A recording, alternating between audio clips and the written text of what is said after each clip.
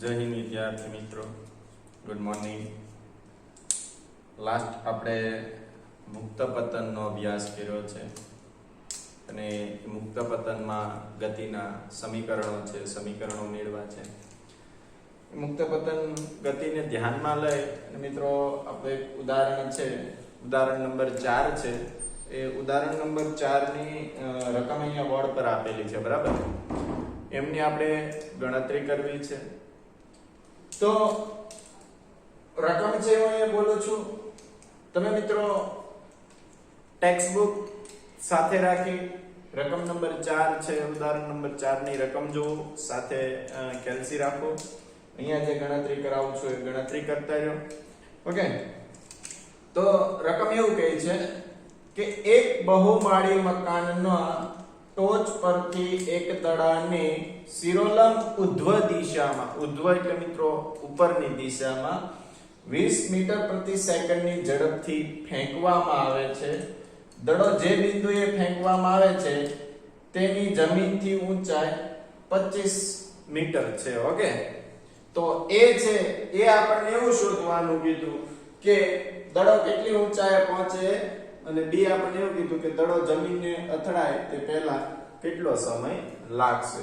તો મિત્રો પહેલા તો આપણે દાખલાની ગણતરી તો પછી કરીએ. પહેલા તો રકમ છે, રકમ ખાસ સમજવી પડે. તો અહીંયા જો હું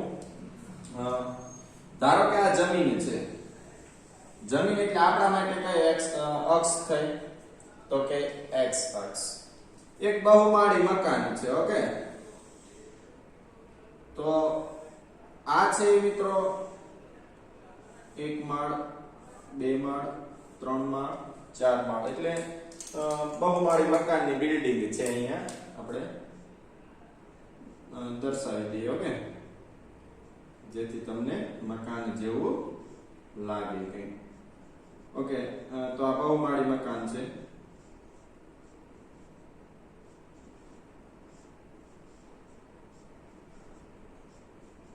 ઓકે, આમને આપણે y અક્ષ લઈ લઈએ, બરાબર? હવે જો રકમ સમજવાની કોશિશ કરજો. એક બહુમાળી મકાનના ટોચ પરથી આ જમીન છે મિત્રો, x અક્ષ. આ છે કઈ અક્ષ છે, તો કે y અક્ષ છે. હવે બહુમાળી મકાનના ટોચ પરથી, ટોચ એટલે આ સત થઈ ને, અહીંથી અહીંયા એની ટોચ ગણાય, બરાબર? ટોચ પરથી એક દડાને શિરોલંબ ઉધ્વ દિશા, ઉધ્વ દિશા એટલે મિત્રો ઉપરની દિશા. કઈ દિશા, તો કે શિરોલંબ ઉધ્વ દિશામાં. તો અહીંથી દડાને છે એની ટોચ પરથી ઉપર ફેંકવામાં આવે. તો અહીંયા તો એ ફેંકવામાં આવે છે તો એમનો એ પ્રારંભિક વેગ થયો ને v0.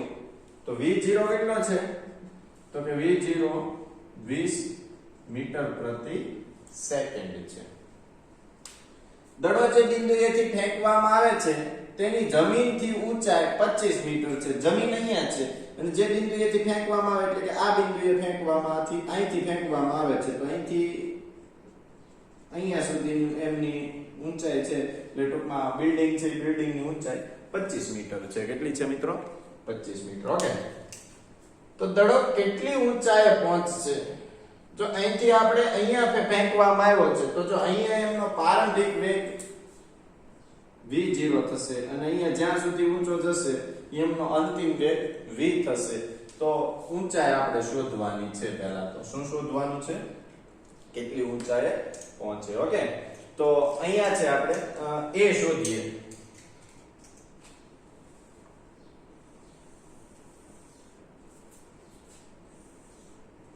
આપણે એ શોધવું છે ઊંચાઈ. શું શોધવું છે? ઊંચાઈ. ઓકે, તો હવે મિત્રો ઊંચાઈ શોધવા માટે એટલે અહીંથી અહીંયા સુધીની આપણે અત્યારે ઊંચાઈ શોધવી છે. તો આપણે એક સૂત્ર આવું ભણી ગયા કે v v0 v² = 2ax. Okay, અહીંયા x ની જગ્યાએ આપણે શું લેવાનું, તો કે h. a ની જગ્યાએ શું લેશું, તો કે g. ઓકે, પ્રારંભિક વેગ 20 છે, અંતિમ કેવો છે મિત્રો, તો કે અહીંયા છે 0 થશે. એટલે 0 minus v0 square equal to 2 minus gh આવું થશે ને, કારણ કે આપણે વાત કરી હતી આગળના ટોપિકમાં કે a ની જગ્યાએ તમે g લો, g કેવો થશે કે માઇનસ થશે, નીચેની તરફ આવે છે એટલા માટે, બરાબર. તો અહીં g છે મેં કેવો મૂક્યો માઇનસ મૂક્યો. ઓકે, હવે આપણે આને શોધવાનો છે એટલે કરતા બનાવો, બરાબર. તો સૌપ્રથમ છે પહેલા મૂલ્ય મૂકી દો. આમનું છે 20 square equal to 2 minus 10h 10 દુ માઇનસ 20, અહીંયા માઇનસ 400, માઇનસ માઇનસ પ્લસ થઈ જશે. હવે h ને કરતા બનાવો એટલે 400 ભાગ્યા 20, 0 0 જાય એટલે 2 2 4, 20 મીટર ઊંચાઈ આવે. જવાબ છે આપણો કેટલો આવે તો કે 20 મીટર છે, એ 20 મીટર ઊંચાઈએ દડો પહોંચે. ઓકે, બિલ્ડિંગ ઉપરથી ઉધ્વ દિશામાં જ્યારે ફેંકવામાં આવે અહીંથી અહીંયા, તો અહીંયાથી અહીંયા સુધીનો જે આપણને મળે છે એને મિત્રો h કહેવાય, બરાબર. અને h આપણને કેટલો મળ્યો છે તો કે 20 મીટર મળ્યો છે. કેટલો મળ્યો છે 20 મીટર. તો આપણને a મળ્યો છે. હવે મિત્રો b એવું કહે છે દડો જમીનને અથડાય તે પહેલા કેટલો સમય લાગશે. હવે જો પહેલા તો દડો અહીંથી અહીંયા સુધી છે, ઓકે. પછી ન્યાથી શું આવશે તો કે ન્યાથી નીચે આવશે, એટલે અહીંયા જમીને અથડાશે. તમને ખબર છે કોઈ પણ વસ્તુનો ઉપર ફેંકો એટલે પછી નીચે આવે. તો જો અહીંથી અહીંયા સુધીનું અંતર કેટલું છે તો કે 20 મીટર છે. પછી અહીંયા સુધીનું, બરાબર. અને અહીંથી અહીંયા સુધીનું કેટલું છે તો કે 25 મીટર છે. તો કુલ અંતર કેટલું થયું મિત્રો 25 ને 20 45 મીટર, બરાબર. તો એ 45 મીટર દરમિયાન એટલે અહીંથી અહીંયા સુધી પડે ત્યાં સુધી એને કેટલો સમય લાગે. તો મિત્રો પહેલા તો અહીંથી અહીંયા સુધી ઉછળે એ સમય શોધવો પડે. આને આપણે t1 કહીશું. શું કહીશું t1, એટલે કે ઉપરથી અહીંયા સુધી દડો આવે, અહીંથી અહીંયા સુધી t1, પછી અહીંથી અહીંયા સુધી આવે ઈ t2. હવે t1 વત્તા t2 એટલે ઇક્વલ ટુ શું થશે t થશે, બરાબર. t1 વત્તા t2 એટલે આપણને કુલ સમય મળશે. એટલે દડો અહીંથી અહીંયા સુધી પહોંચે ત્યાં માટે લાગતો સમય, અહીંયા સુધી પહોંચે એ સમય છે t1 છે, અહીંયા પહોંચે કયો છે t2 છે. ઓકે, તો હવે આપણે છે b શોધવો છે t. ઓકે, તો t શોધવા માટે મિત્રો પહેલા તો હું અહીંથી કહી દઉં a થી d, પછી b થી પાછો અહીંયા આવે એટલે c, c થી અહીંયા આવે એટલે d. તો હું અહીં લખું દડો b થી c સુધી પહોંચે ત્યારે લાગતો સમય t1 છે. તમારે t1 છે મિત્રો શોધવું છે. તો t1 શોધવા માટે મારી આગળ એક આવું સૂત્ર છે કે v = v0 વત્તા at. ઓકે, હવે v = v0 વત્તા at. હવે અહીંથી અહીંયા સુધીનું મારી પાસે v0 છે, મને ખબર છે કેટલું છે તો કે v0 20 મીટર છે. ઓકે, અને v છે કેવો છે તો કે 0 છે. a મારે કેવો લેવાનો છે તો કે -10 લેવાનો છે. તો આ છે મને t1 છે, એ t1 શું થશે તો કે t1 છે t1 મળી જશે. ઓકે, તો આપણે અહીંયા લઈએ કે અંતિમ વેગ અહીંથી અહીંયા સુધી, અહીંથી અહીંયા દડો આવ્યો તો એ t1 શોધવો છે. તો અહીંયા અંતિમ વેગ હતો એ 0 હતો એટલે v0 હતો. v0 કેટલો છે તો કે 20 છે, વત્તા a કેટલો તો કે -10 અને અહીંયા t1. ઓકે, હવે છે મિત્રો મારે t1 શોધવો છે. તો 20 - 10 t1 બરાબર ઇક્વલ ટુ 0. t1 ને હું કરતા બનાવું એટલે 10 t1 = 20. t1 એટલે 10 આ બાજુ ગુણાકાર આ બાજુ ભાગાકાર આવે એટલે મને 2 સેકન્ડ સમય લાગે. t1 મને કેટલો મળે? 2 સેકન્ડ મળે. એટલે મિત્રો અહીંથી અહીંયા સુધી જે દડો આવે છે b થી c સુધી, બરાબર, આ છે b છે, b થી c સુધી આવે છે ત્યારે એનો સમય t1, એટલો સમય માટે એને કેટલો સમય લાગે છે?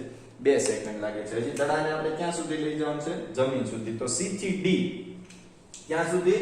c થી d સુધી છે. c થી d સુધી આવે ત્યારે છે મિત્રો અહીં લખો દડો c થી d સુધી પહોંચે ત્યારે લાગતો સમય t2 છે. ઓકે મિત્રો, c થી d સુધી પહોંચે ત્યારે લાગતો સમય. તો આપણે છે નીચે તરફ આવે છે એટલે શું કરે છે? મુક્ત પતન. તો એ ગતિ માટેનું છે આપણે સમીકરણ લખીએ કે x equal to v0t વત્તા 1/2 at². અહીં t છે કેવો લેશું? 2 લેશું. તો અહીં t છે કેવો લેશું? 2 લેશું. ઓકે, x ની જગ્યાએ મિત્રો અહીંયા છે હું અંતર કંઈક આપી દો s, બરાબર, x એ અંતર જ છે. તો અહીંયા છે હું આમ લઈ લઉં s equal to v0t2 વત્તા 1/2 at². હવે જો s એટલે અહીંથી અહીંયા સુધીનું અંતર કેટલું છે મિત્રો? 45 નથી હોતો, 45 કુલ છે. અહીંથી અહીંયા સુધીનું કેટલું છે? તો કે 25 છે. તો h કેટલો? 25. હવે પ્રારંભિક વેગ છે અહીંથી અહીંયા સુધીનો પ્રારંભિક વેગ. જો અહીંથી આમ જાય તો પ્રારંભિક વેગ 20 હતો, પણ અહીંથી અહીંયા સુધીનો વેગ કેવો છે? 0 છે. તો આખું પદ કેવું થઈ જશે? 0 વત્તા 1/2 એ છે એ કેટલો છે? તો કે -10 t2². 5 દુ 10 એટલે અહીંયા કેટલા આવશે? 5 t2². અહીંયા 25. ઓકે, હવે છે મિત્રો આપણે છે આગળ એની વાત કરીએ. ઓકે મિત્રો, અહીંયા છે કુલ અંતર લેશું 45 આપણે લેશું. અહીંયા છે 25 ને કેટલું લેશું? 45 લેશું.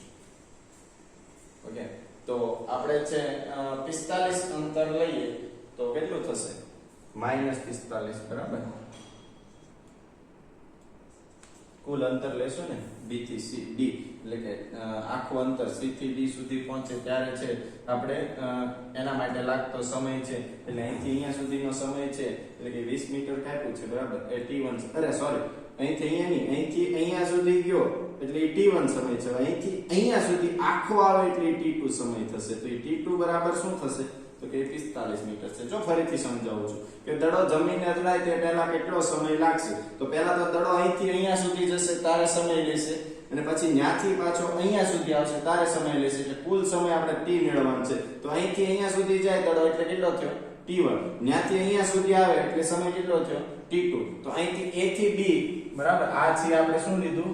a થી b સુધી પહોંચે ત્યારે. તો આ શું છે પાછો?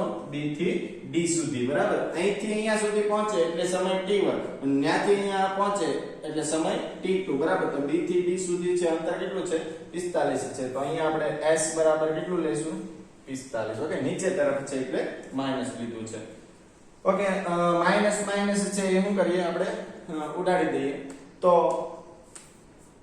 t2² 9 × 45 એટલે t2 = t² છે. t કરવો હોય તો કેટલો આવશે?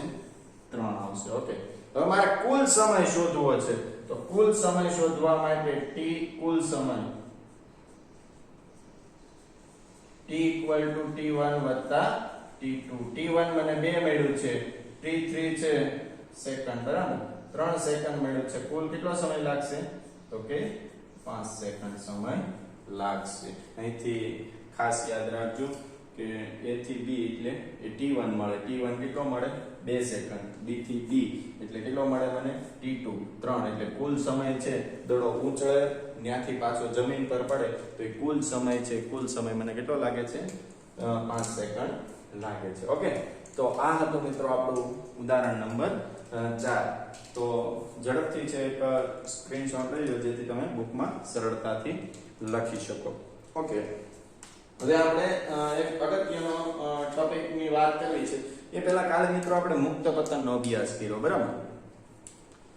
તો એ જે મુક્ત પતનની વાત કરી છે એ મુક્ત પતનને આપણે આલેખ જોવા છે.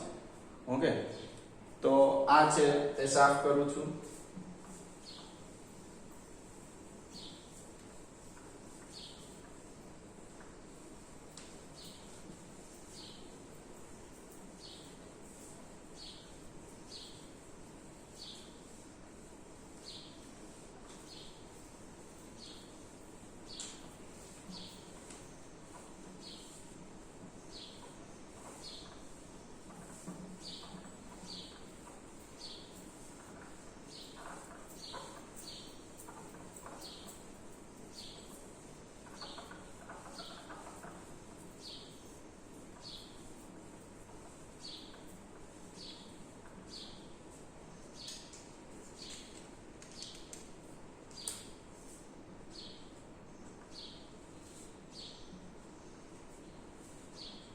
ત્રણ આલેખ જે તમે એનિમેશનમાં મિત્રો જોઈ ગયા છો, તમને આવડતા પણ હશે, છતાં છે અહીંયા એક તમને એમનો અભ્યાસ કરાવી દઉં. જો આ અક્ષ છે એ x અક્ષ છે.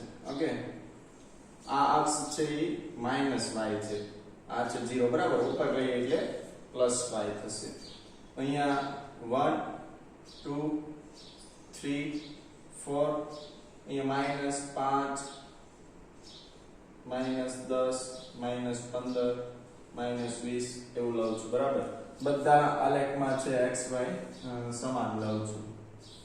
ઓકે, x -y 0 1 2 3 4 -5 10 15 20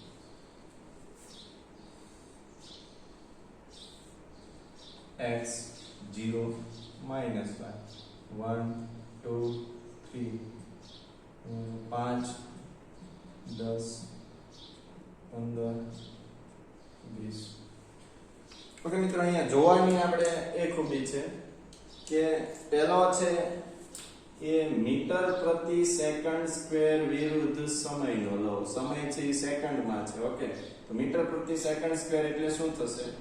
તો કે પ્રવેગ થશે.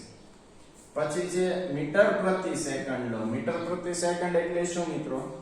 તો કે વેગ વિરુદ્ધ સમયનો આલેખ. અને ત્રીજો મિત્રો મીટર પ્રતિ સેકન્ડ, અરે સોરી, ખાલી મીટર અને સમય છે સેકન્ડમાં. મીટર એટલે શું થશે? તો કે અંતર થશે. ઓકે, તો અહીંયા ત્રણ આલેખ છે.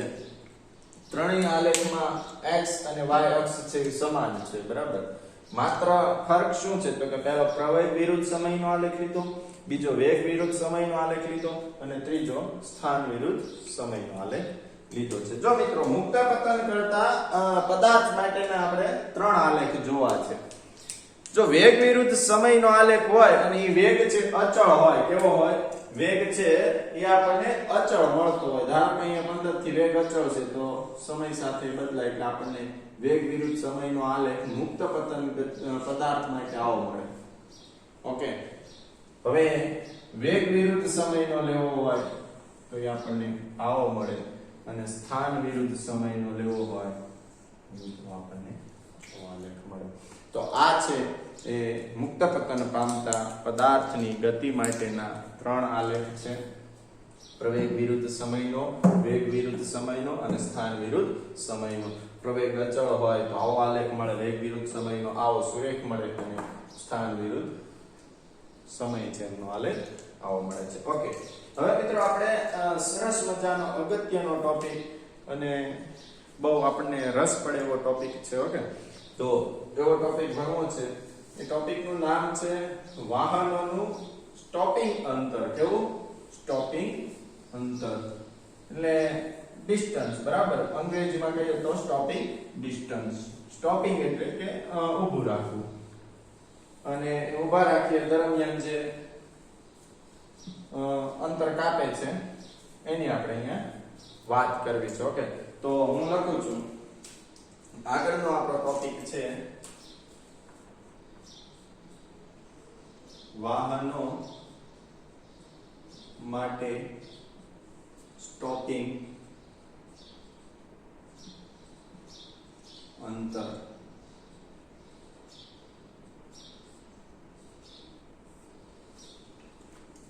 બરાબર.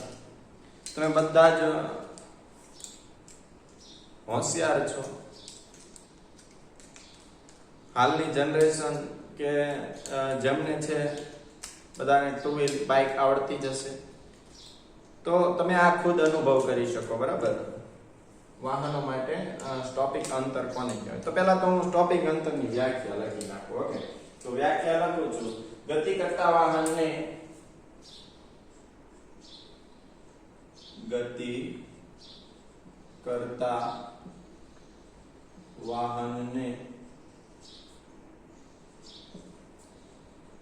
બ્રેક માર્યા પછી ગતિ કરતા વાહનને બ્રેક માર્યા પછી વાહન ઊભું રહે છે.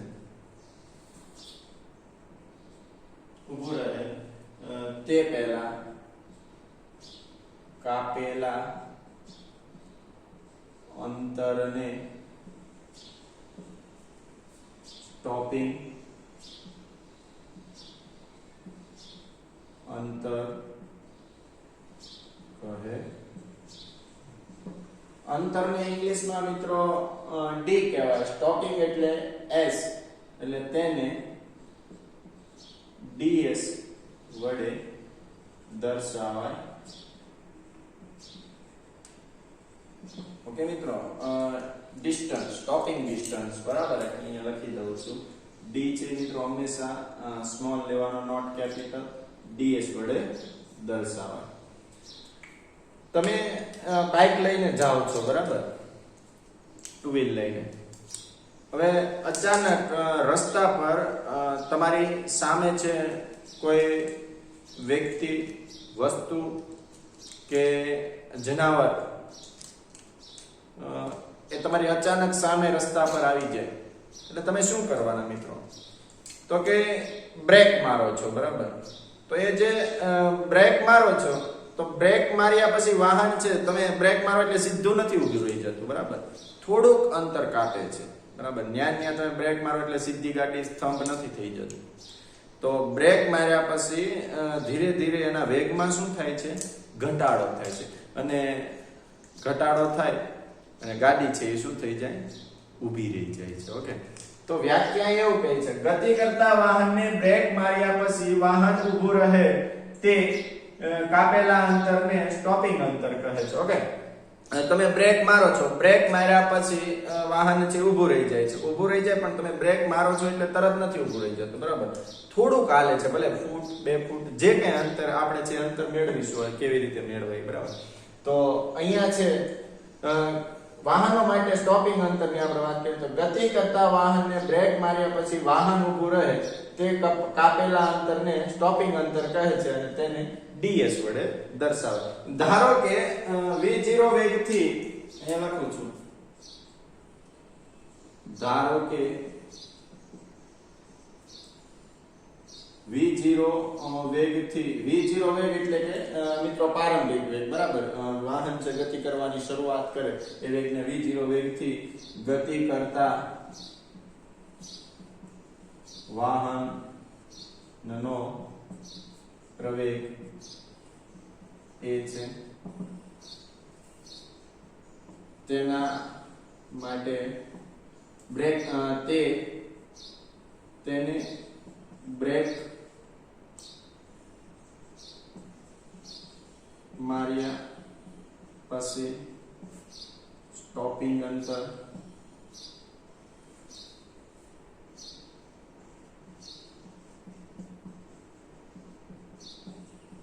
ds છે.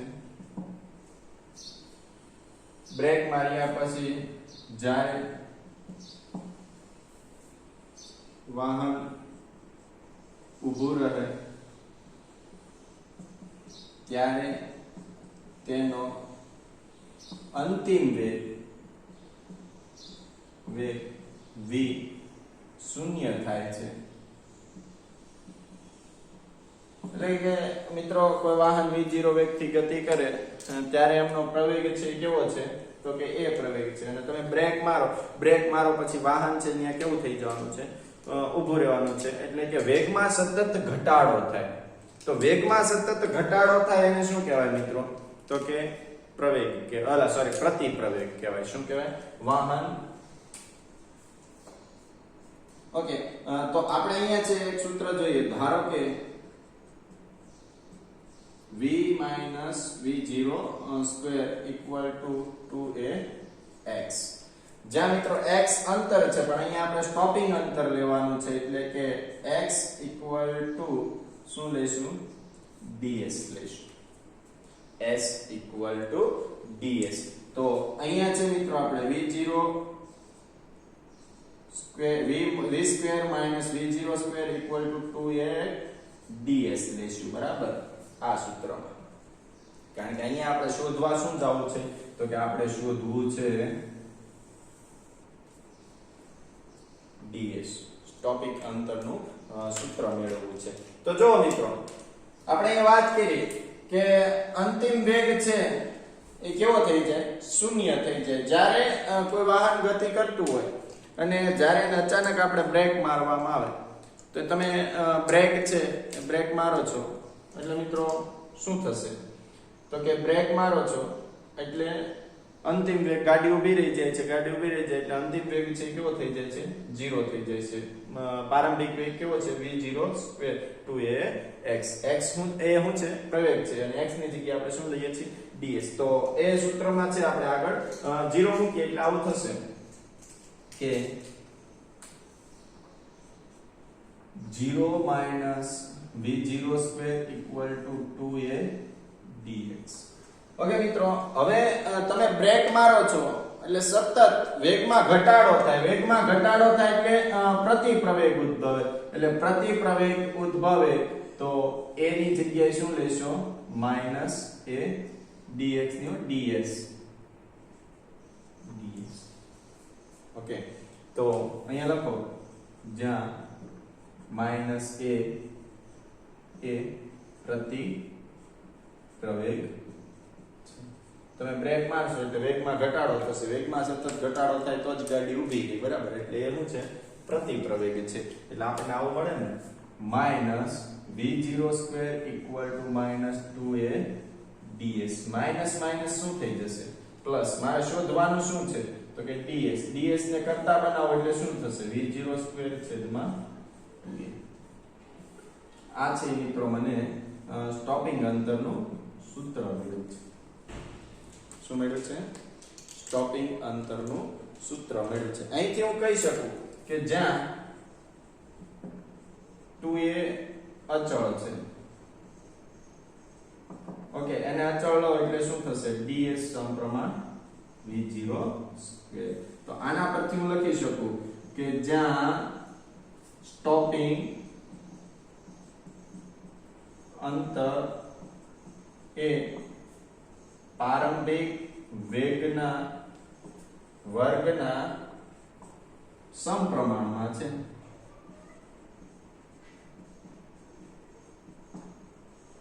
ઓકે સ્ટોપિંગ અંતર છે એ પ્રારંભિક વેગના વર્ગના સમપ્રમાણમાં છે ફરીથી છે ધ્યાન આપજો કે ગતિ કરતા વાહનને બ્રેક માર્યા પછી વાહન ઊભું રહે તે કાપેલા અંતરને ઊભું રહે અને તે પછી જે કાપેલું અંતર છે એ કાપેલા અંતરને સ્ટોપિંગ અંતર કહે છે તેને ds વડે દર્શાવાય બરાબર તે પહેલા લખી નાખો એક શબ્દ તે પહેલા કાપેલા અંતરને સ્ટોપિંગ અંતર કહે છે ઇંગ્લિશમાં સ્ટોપિંગ ડિસ્ટન્સ એટલે ds વડે ધારો કે v0 વેગથી ગતિ કરતા વાહનનો પ્રવેગ a છે અને તેને બ્રેક માર્યા પછી સ્ટોપિંગ અંતર ds છે જ્યારે વાહન ઊભું રહે ત્યારે તેનો અંતિમ વેગ v છે વાહન ઊભું રહે એટલે અંતિમ વેગ 0 થઈ જાય પ્રારંભિક વેગ છે v0x x ની જગ્યાએ ds લઈએ બરાબર અને અહીંયા માઈનસ છે તો કે એ શું છે સતત વેગમાં બ્રેક મારો એટલે ઘટાડો થાય પ્રતિપ્રવેગ તો આપણને છે ds v0 સ્ક્વેર ના છેદમાં 2a એ સ્ટોપિંગ ડિસ્ટન્સ નું શું મળે છે મને સ્ટોપિંગ અંતરનું સૂત્ર બરાબર હવે એને અચળ લઈ લે એટલે ds સમપ્રમાણ v0 સ્ક્વેર. હવે એવું કહે છે જ્યાં સ્ટોપિંગ અંતર એ પ્રારંભિક વેગના વર્ગના સમપ્રમાણમાં છે. હવે ds એ શેના પર આધાર રાખે? તો કે ds એ પ્રારંભિક વેગ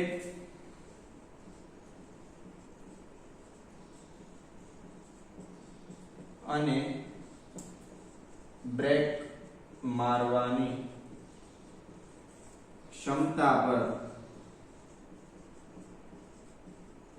આધાર રાખે છે. યાદ રાખજો, બે બાબત પર છે આધાર રાખે. એક તો તમે બ્રેક મારવાની ક્ષમતા કેવી છે એના પર. તમે જરીક એવી બ્રેક મારો તો ગાડી છે બહુ જાજુ અંતર કાપી જાય. તમે વધારે બ્રેક મારો એટલે ગાડી છે ત્યાં ઊભી રહી જાય, બરાબર. તો એક તો બ્રેક મારવાની ક્ષમતા પર આધાર રાખે અને બીજો પ્રારંભિક વેગ ઉપર આધાર રાખે. કેમ? તો કે પ્રારંભિક વેગના વર્ગના કેવું છે?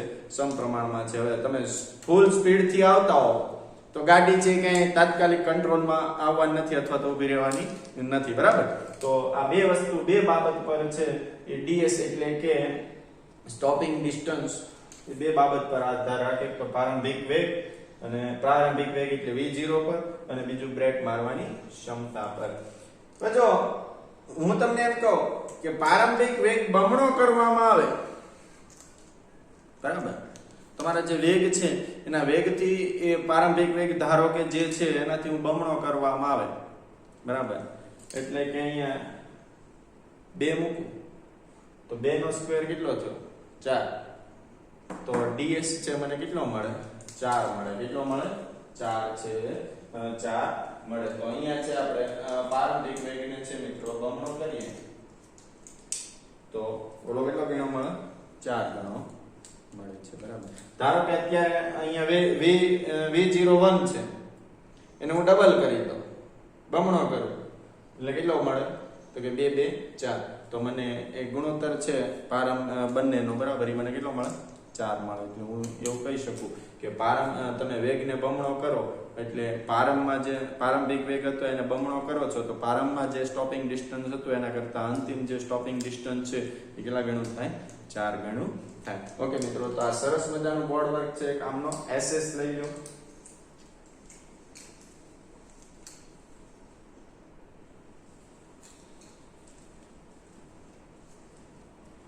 ઓકે, તમે આમનો છે SS લઈ લીધો છે. તો મિત્રો હવે આપણે પ્રતિક્રિયા સમયની વાત કરવી. પ્રતિક્રિયા સમય એટલે કે રિએક્શન સમય, બરાબર. અને રિએક્શન સમય છે શેના પર આધાર રાખે? આ થિયરિકલ ટોપિક છે, બરાબર, લખતો નથી, સમજાવું છું. ધારો કે મિત્રો તમે બાઇક લઈને જાઓ છો. હવે શરૂઆતમાં તમે બાઇક નવું શીખ્યા છો, બરાબર, અને બાઇક લઈને જાઓ છો, ફૂલ સ્પીડમાં છો, કારણ કે નવું બાઇક શીખ્યા છો એટલે તમને થોડોક ઉત્સાહ હશે. તો તમને અચાનક કોઈ વસ્તુ, વ્યક્તિ કે પદાર્થ તમને રસ્તામાં વચ્ચે આવી જાય છે તો તમે શું કરશો? એની સાથે અથડાવી દેશો. કેમ? તો કે તમને વિચાર શક્તિ ઓછી અહીંયા હોય છે, કારણ કે અનુભવ ઓછો ને, શરૂઆત જ છે હજી બાઇક શીખેલા, એટલે તમને ખ્યાલ નથી આવતો કે ગાડીને કેમ ઊભી રાખી દેવી, કઈ રીતે લઈ લેવી. એટલે તમે છે આમ ગભરાઈ જાઓ છો અને એ ગભરાઈ જવાના કારણે તમે છે શું થશે? તો કે ગાડીને અથડાવી દેશો, બરાબર, એક્સિડન્ટ કરી દેશો. પરંતુ મિત્રો જો એ જગ્યાએ અનુભવી વ્યક્તિ હોય, ફૂલ સ્પીડમાં બાઇક લઈને જાય છે, અચાનક કોઈ પદાર્થ, વસ્તુ કે વ્યક્તિ વચ્ચે આવી જાય છે તો એ અનુભવી છે. એટલે અનુભવીના કારણે મિત્રો એને તરત એના મગજમાં છે આઈડિયા આવી જશે કે સામે એક્ઝેક્ટ વસ્તુ આવી ગઈ છે તો ગાડીને સ્ટન્ટ મારીને લઈ લેવી અથવા તો બ્રેક મારવો અથવા તો ત્યાંથી વાળી લેવી, એટલે કે કઈ રીતે કંટ્રોલમાં કરવી, બરાબર. જો આપણે નવા હોય, અચાનક વસ્તુ આવી ગઈ, બ્રેક મારતા આપણને આવડે તો આપણે બ્રેક મારીએ તો આપણે પડી જઈએ. પણ અનુભવી છે કેમ? તો કે આપણે છે જે ક્રિયા કરીએ છીએ એ ક્રિયાનો પ્રતિક્રિયામાં વિચાર નથી કરી શકતા, બરાબર. પણ જ્યારે અનુભવી વ્યક્તિ છે એ શું કરશે? તો કે ગમે અચાનક વસ્તુ આવી જાય એટલે એ તરત વિચારી લે કે આ ગાડીને છે અહીંથી આમ વાળી લો અથવા તો બ્રેક મારી દો અથવા તો સ્ટન્ટ કરીને નીકળી જાઓ, બરાબર, અથવા તો ઉપરથી અથવા તો નીચેથી. એ વસ્તુ પદાર્થ પર આધાર રાખશે, બરાબર. તો એ જે એને વિચારવાનો સમય છે ને કે પોતાનો બચાવ કરી લે, અચાનક કોઈ વસ્તુ છે સામે આવી જાય છતાં એમને પણ નુકસાન ન થાય અને સામેના પદાર્થને નુકસાન ન થાય, પોતાને પણ નુકસાન ન થાય અને તાત્કાલિક એ જે સામે વસ્તુ આવી જાય એની વસ્તુમાંથી બચાવ કરવાનો જે વિચાર આવી જાય ને એ મિત્રો પ્રતિક્રિયા સમય, રિએક્શન સમય કહેવાય, બરાબર. કે હવે જે આનો પદાર્થ છે તો અચાનક આપણે ગભરાઈ જઈએ, બરાબર. આપણું રિએક્શન કેવું હોય તમે જાણી શકો છો. પરંતુ જો એમાંથી તમે બચાવ કરી લો એટલે કે તમને સામે વસ્તુ આવી ગઈ છે અને અચાનક વિચાર આવી જાય કે આ સમયમાં કઈ રીતે અને કેવી રીતે આપણે નીકળી જવું, તો એ છે પ્રતિક્રિયા સમય થયો, બરાબર. એ પ્રતિક્રિયા સમય મિત્રો વ્યક્તિગત ઉપર આધાર રાખે અને પરિસ્થિતિની વિષમતા પર આધાર રાખે. એ પણ બે બાબત પર આધાર રાખે કે જે ચલાવે છે બાઇક એ વ્યક્તિ ઉપર અને પરિસ્થિતિની વિષમતા ઉપર, બરાબર. તો આ પ્રતિક્રિયા સમય અને કઈ કઈ બાબત પર આધાર રાખે એ ભણ્યા છીએ. એની પહેલા આપણે ભણ્યા છીએ વાહનો માટે સ્ટોપિંગ અંતર અને એની પહેલા ભણ્યા છીએ ઉદાહરણ નંબર 4. તો આજનો લેક્ચર છે મિત્રો આટલે સુધી રાખીએ. જય હિન્દ, જય ભારત.